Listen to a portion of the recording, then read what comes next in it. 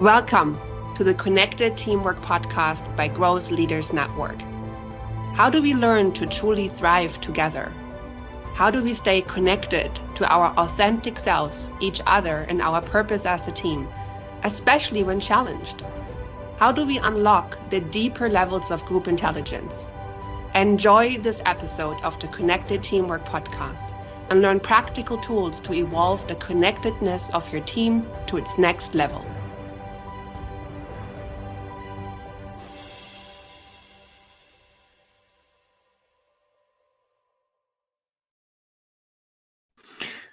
Welcome to the Connected Teamwork Podcast. I'm your co-host Hilke Faber, and I'm here with my other co-host Olena Sergeyeva. Olena, how are you today? I'm good. Hi, Hilke. Just was looking at some technical issues that seem to be happening. Otherwise, I'm fine. Excellent. Well, welcome everyone who's listening. I'm very happy to do this Connected Teamwork Podcast today on Labor Day.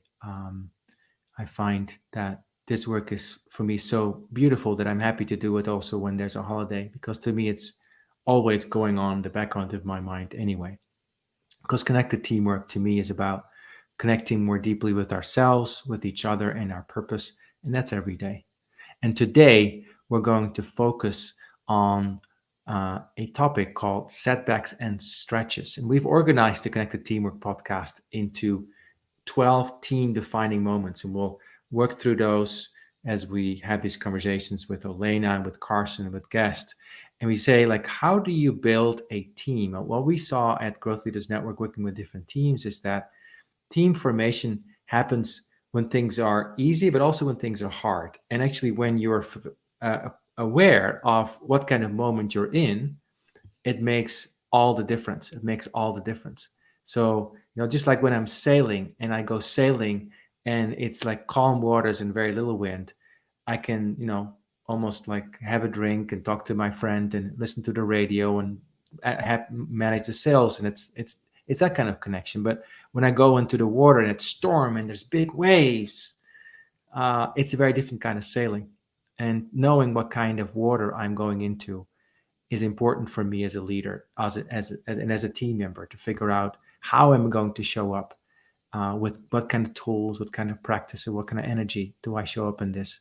And the moment we're going to talk about today is a little bit more like towards the stormy weather side of things. That's why we call it akin to the martial arts sequence, a black belt moment, as opposed to a white belt moment, which are the easier one.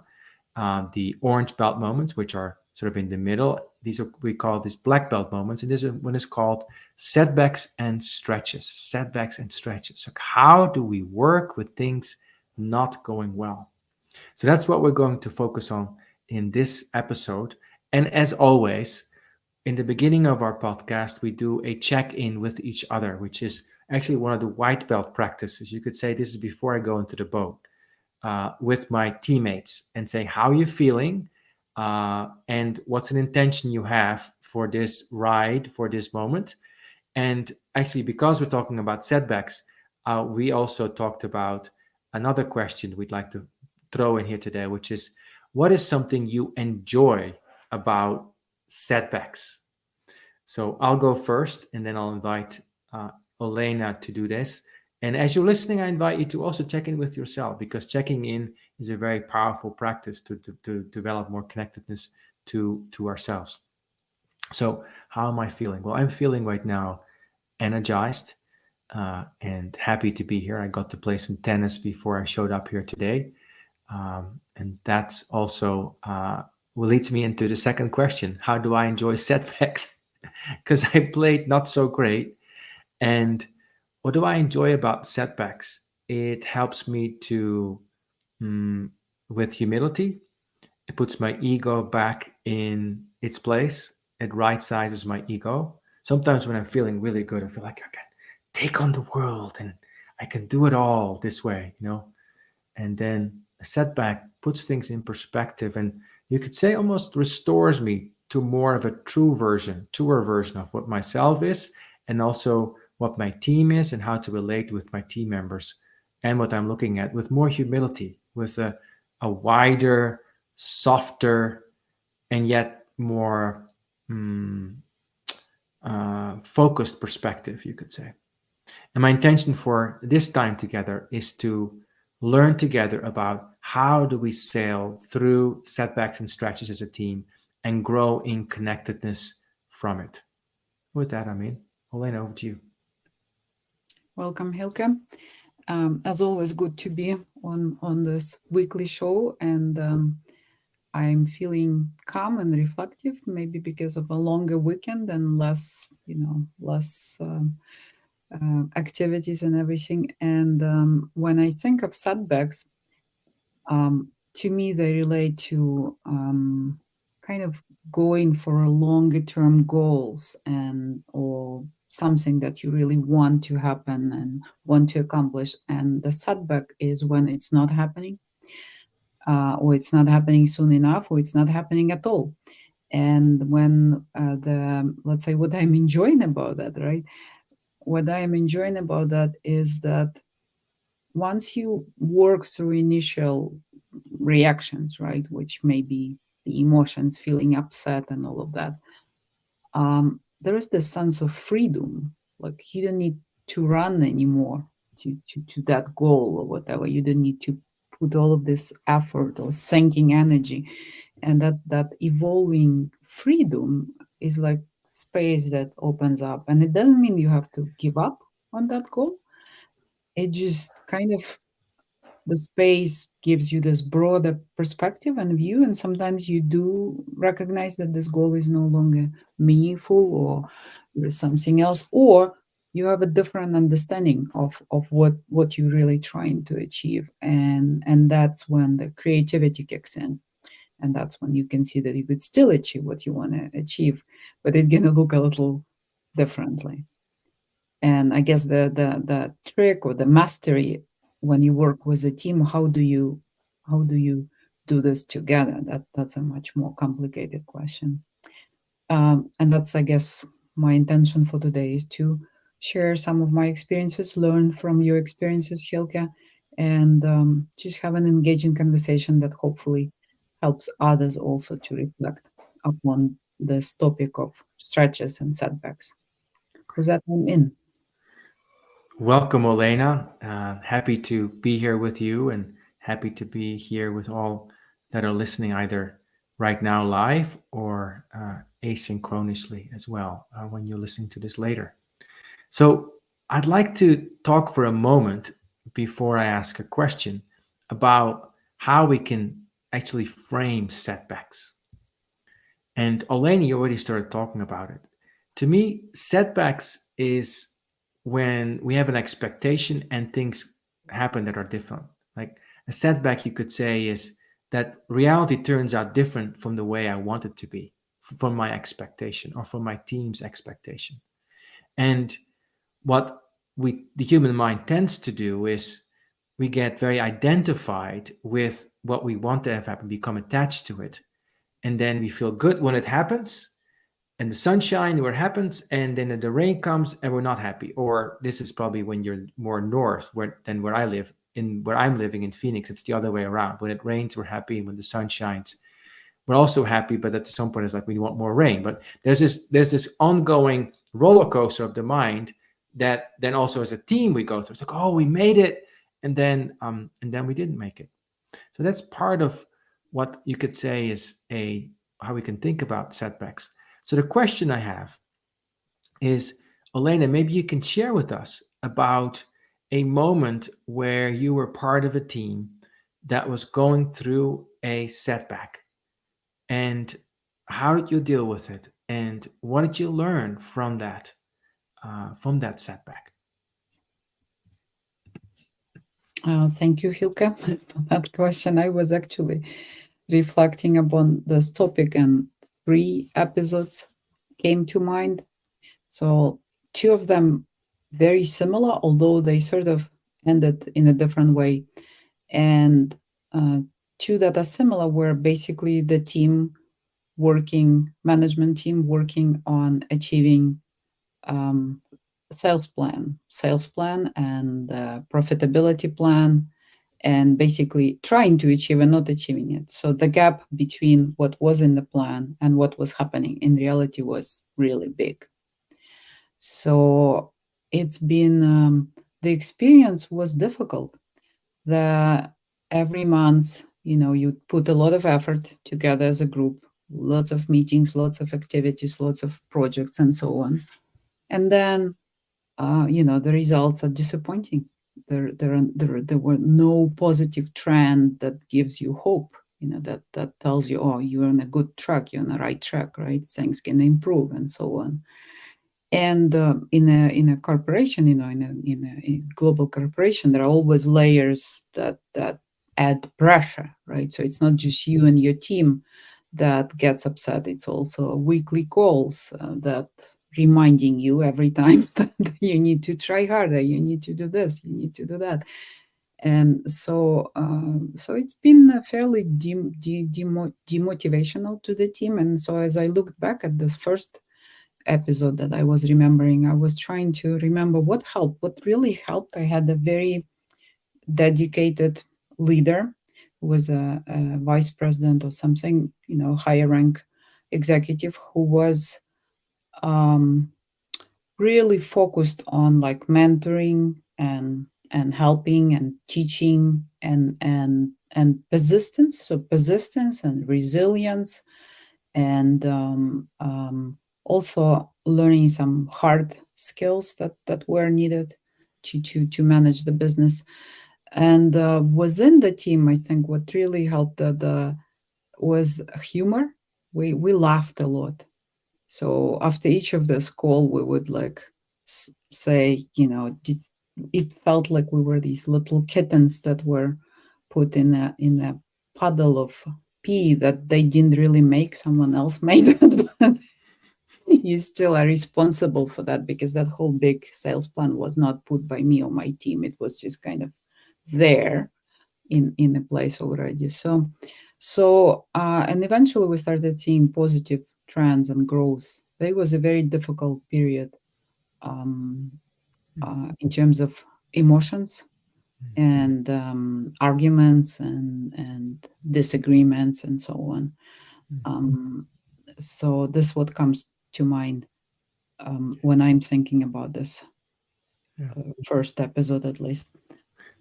And what you're saying about the kittens really resonates with me, Elena.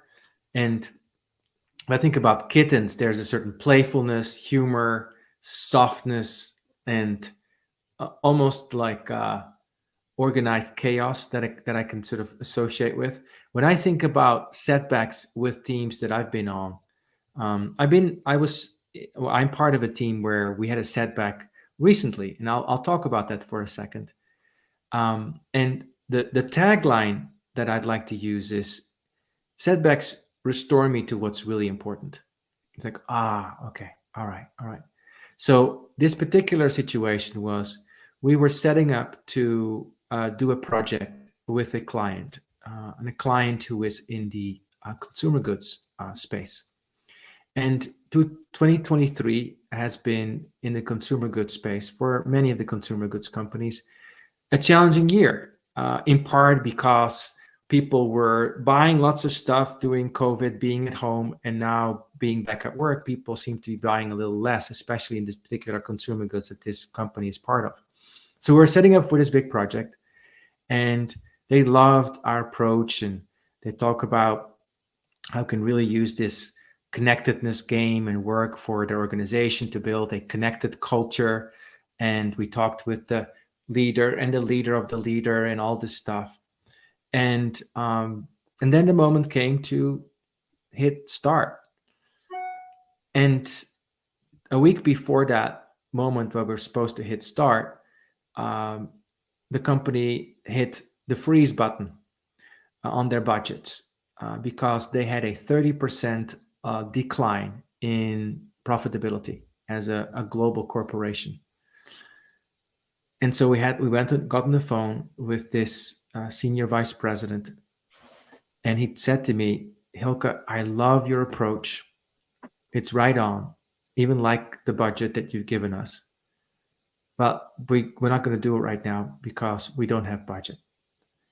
And to me, that if I think about sailing, that was a little bit like a big wave over the ship, maybe even a tear in the sail, because my team and I had been planning for it. In the consulting business, we are a time-based business, so when something doesn't happen, the time is suddenly not being paid for. So, like, okay, what are we going to do with this? And I could feel in myself a contraction. I could feel in myself this kind of pushiness, like, how am I going to make this happen anyway? While his no was a very clean no. And I've learned over the years that sometimes it's a no or sometimes it's a maybe, but it's just a clean no.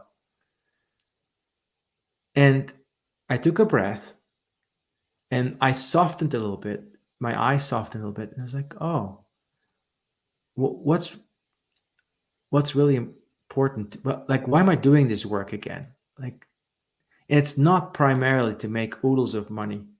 It is actually to help build more connectedness in the world, which is unconditional, which is also with this person that says that they can't work with us right now. So I'm not going to disconnect from this person simply because the dollars aren't there.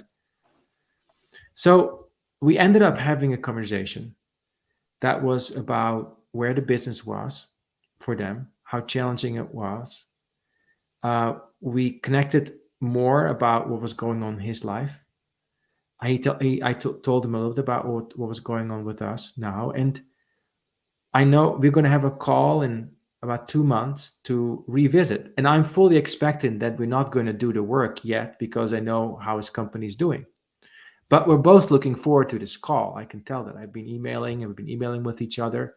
So that's what's really important to me, is this connection with the other person actually was built. And for me, building team with client is very important. And it also helps me to build team with my teammates within Growth Leaders Network.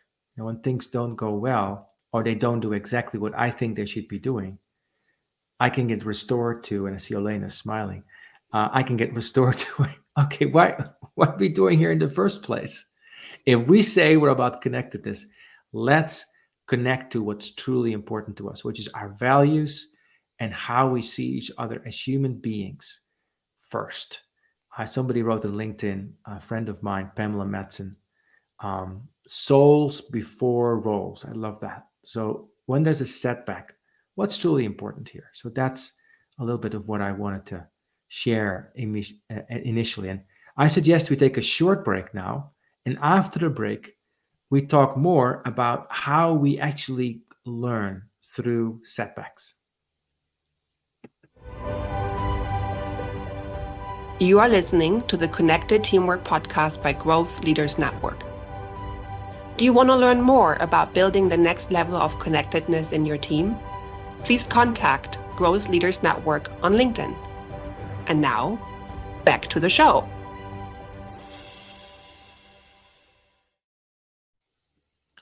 And now back to the show. That is, to me, the little mantra I also have in my head when things don't go well. Let me now go back to what's important to me.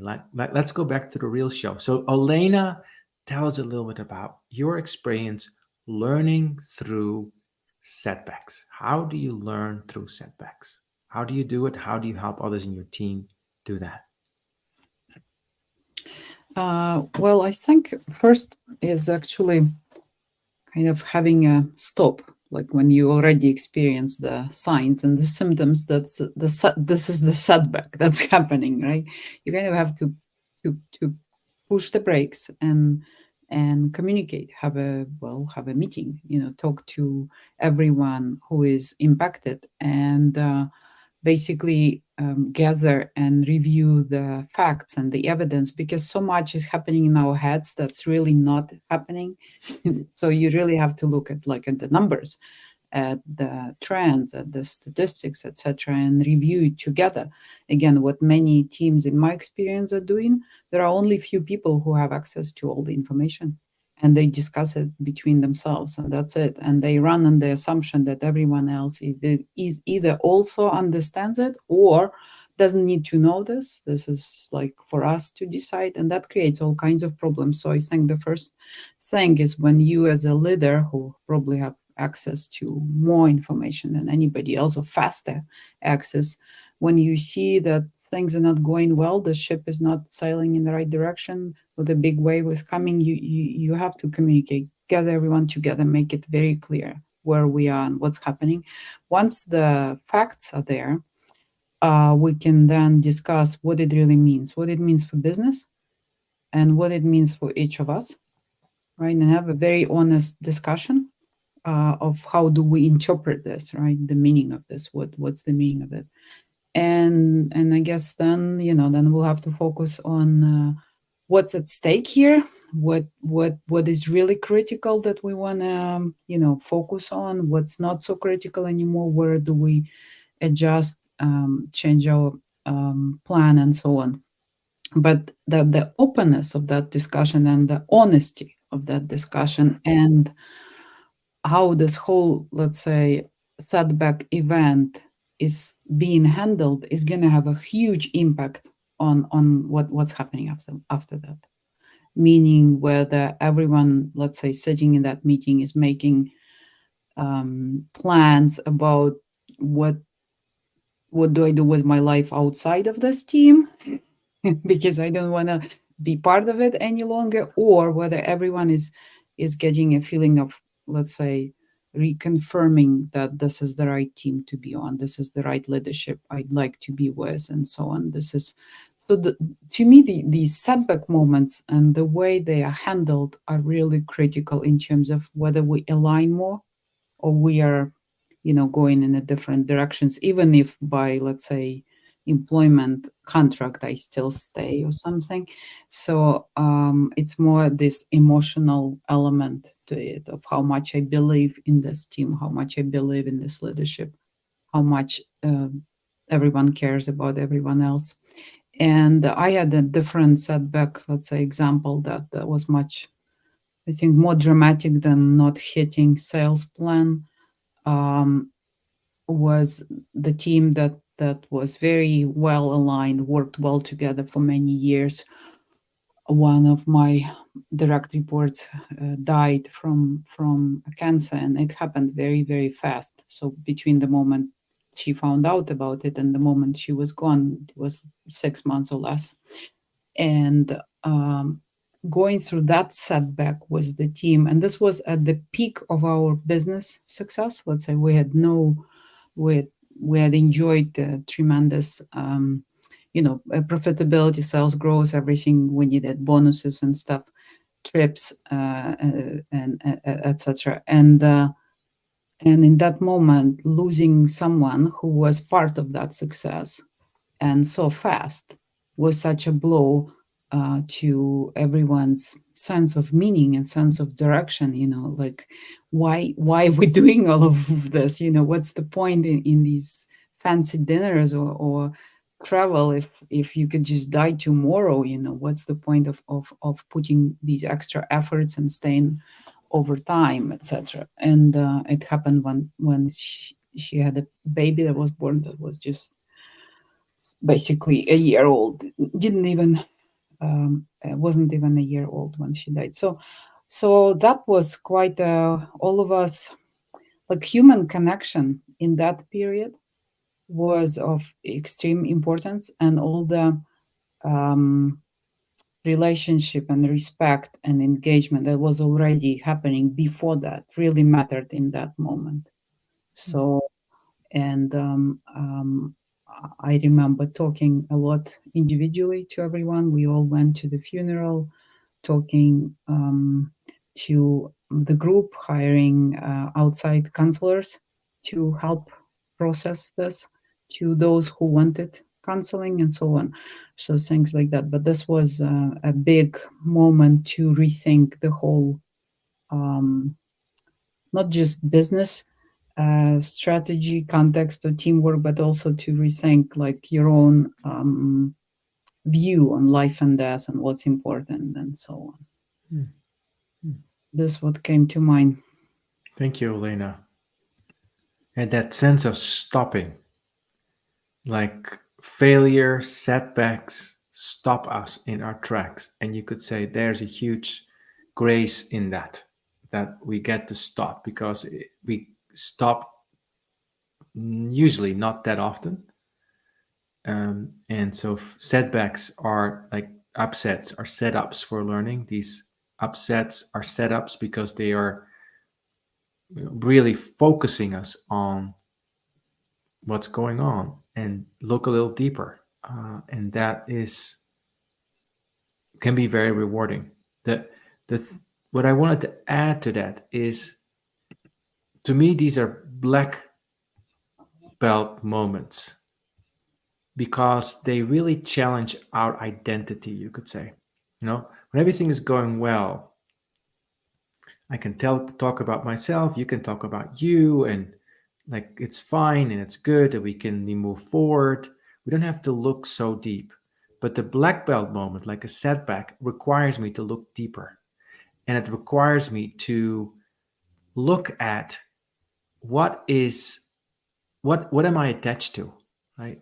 So in the example that I just mentioned with the client, one of my ego identities that is that I'm successful and that I'm perfect uh, and those things. So and so if I'm attached to that, then I'm not going to be willing to actually allow for this thing to be what it is, which is meaning it's not going to happen. And also, if I stay in it, keeps me from seeing new possibilities and move forward and find the energy for greater connection to myself. Because if I'm just looking at myself as a performer, then I failed and there's nowhere to connect. But if I'm looking at myself also as a person who has deeper values, who wants to bring uh, respect, who wants to bring connection, that helps. If I think about the other person, I also think about how do I want to build connection that transcends this moment. That helps me. And also, if I look at this thing, often setbacks are moments in time. Like it doesn't storm all of our lives. It happens in the team lives for just a moment, so we can see the longer view. So with this particular client, it's like, okay, so this happens now, 2023. I wonder what's going to happen in 2024. Am I able to hold the long view and build towards that? So we're getting towards the end of this small discussion about a big topic, which are setbacks and stretches, because it stretches us to look deeper in ourselves, to each other, to what's true in our task. I'm inviting you, Elena, and myself just to reflect for a moment. What is one takeaway that we'd like to share with ourselves and each other when we think about working with setbacks as teams and as leaders? And as we're thinking about this, as you're listening to this, I'm also inviting you to think about the same question. What is one thing you're taking away with you? Helena, what do you think? Well, I love the question, how am I growing? Because I think that's the best way to leaning into, setback or failure, to kind of embrace it even. Okay, all right, it's happening. It's coming, right? So how am I learning? What I'm learning, how I'm growing in this. And that evokes curiosity. And as soon as I am in that curious space, the reality starts changing for me. So I would, if I'm working with a team, I would ask the same question to the team. So let's reflect how we're growing, what we are learning here, and just see for the shift of energy in the team towards that curiosity, exploration, a fun space. And then the reality just becomes different color. What about you, Hilke? It's related. To me, it's a setback invites me to stay and go deeper into the arena and not go, oh, no, let me get out of here. I'm going to try to find another thing that actually works. Not this thing. I'm going to get out of this. No, stay in the arena. Like you're asking, Olena, like, am I growing through this moment? How can this moment be a moment, an invitation for greater connectedness with myself, with the other person, and what my purpose is. And so how can I be in that and learn from that through this moment, getting closer to the moment, you could say, as opposed to further away. So with that, we'll leave this black belt moment of setbacks and stretches, and we will see you next week on the Connected Teamwork podcast, where we'll continue to talk more with guests and also think more about other black belt moments. And you can see more about this podcast on LinkedIn, and also you can subscribe to it wherever you get your podcast. Good to be with you today. Thank you. Thank you. Goodbye. Thank you for listening to the Connected Teamwork podcast by Growth Leaders Network. Take a moment to reflect on what you learned today that can help build your team. Also, if you like, think about one of your team members and what you appreciate about them. Let them know. Enjoy connecting more deeply to what is great about them. And see you next time at the Connected Teamwork podcast.